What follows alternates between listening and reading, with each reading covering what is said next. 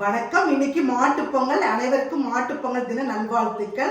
எல்லாரும் அரிசியில பச்சரிசியில் தான் பொங்கல் வைப்பாங்க.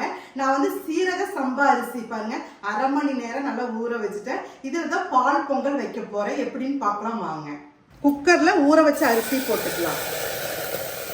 1 டம்ளர் அரிசிக்கு 2 டம்ளர் காய்ச்சாத பால், 1 டம்ளர் தண்ணி அளவு. இதையும் நம்ம குக்கர்ல ஊத்திக்கலாம்.